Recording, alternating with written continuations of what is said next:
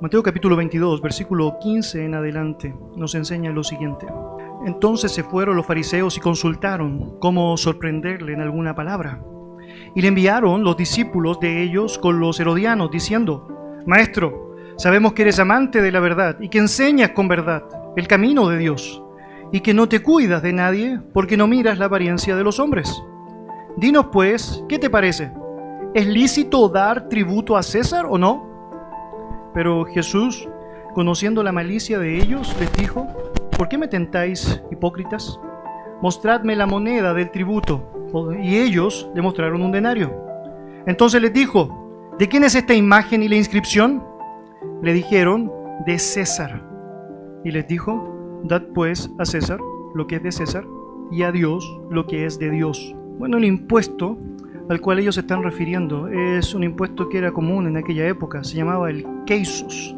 El keisos era un gravamen anual que estaba siendo mandatado por el emperador romano a cada judío varón que era mayor de 14 años. Si Jesús responde sí, él apartaría de sí no solamente a los celotes, que eran revolucionarios en contra de los romanos, obviamente de los políticos allá y de cualquier sistema, eran anarquistas. Y por otro lado, obviamente sabemos los fariseos y todo judío devoto se alejaría allá de la lógica. Si respondía no, se expondría al cargo de traición.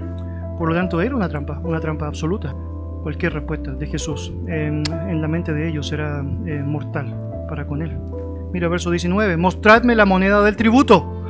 Y ellos le presentaron un denario. En tiempo de Tiberio César, el denario tenía la figura y la cabeza del emperador en uno de los lados. Y por el otro lado decía Pontifex Maximus, que era reconocido por toda la audiencia en aquel momento como un gran sumo sacerdote. Devolved al César lo que es del César. Note esa palabra, muy importante, es la palabra devolved.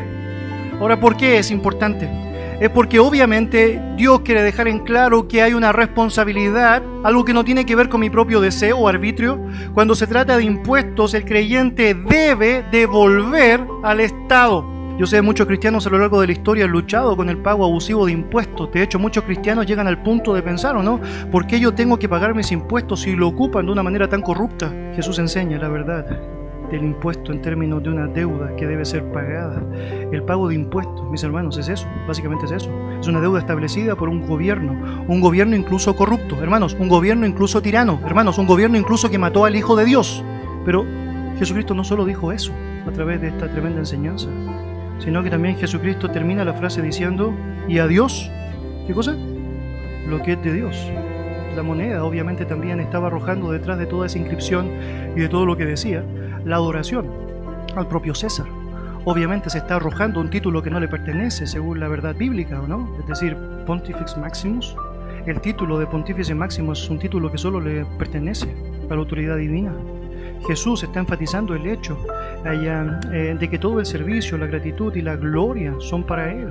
Deberíamos preguntarnos si Jesús participó entonces en la política. Si consideramos el sentido amplio, deberíamos decir absolutamente sí, de la parte de la ciudad.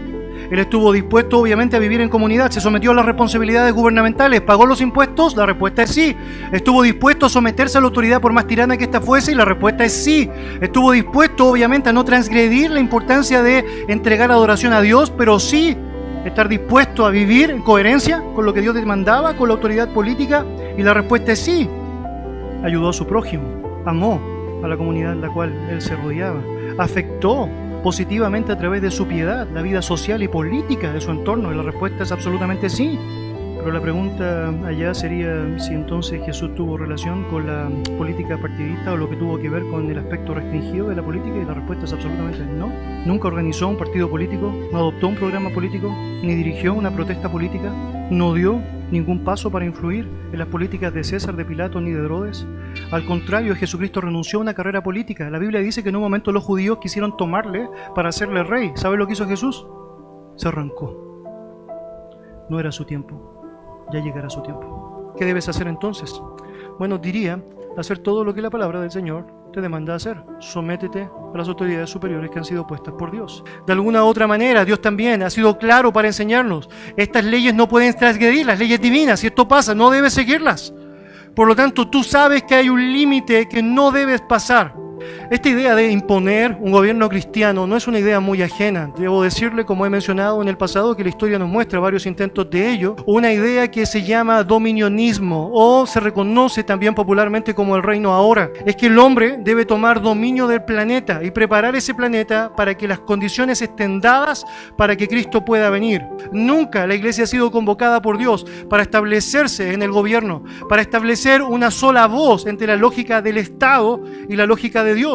No tenemos ningún mandato en las Escrituras que nos podrían respaldar a llevar adelante la limpieza de reinos corruptos, porque no hay ningún deseo de Dios que sea esta la forma que utilicemos para limpiar gobiernos corruptos a través de imponernos en el poder. Si usted piensa que cambiar o redimir culturas se logra por medio de gobiernos cristianos, usted es errado en la convicción de las Escrituras. Dios nunca estableció que la solución de los cristianos sería en la política. Nunca puedes forzar el arrepentimiento por leyes. El arrepentimiento es algo que no se impone por la ley, es algo que se obtiene por la gracia. Cuando pensamos en la vida que debemos llevar adelante, Dios no solamente nos dice en su palabra cómo debemos llevarla, cómo debemos obedecerla, sino que además Dios nos dio el mejor ejemplo para que sigamos sus pisadas, Jesucristo. Todo lo que nos enseña la Biblia de este mundo es que irá de mal en peor, no importa lo que hagas. Si tú entras en política pensando que vas a cambiar el mundo allá, bueno, lo vas a cambiar para peor, para peor. Porque lo cierto es que Dios dice que eso es lo que va a pasar. Tú eres parte de una polis, eres parte de una ciudad.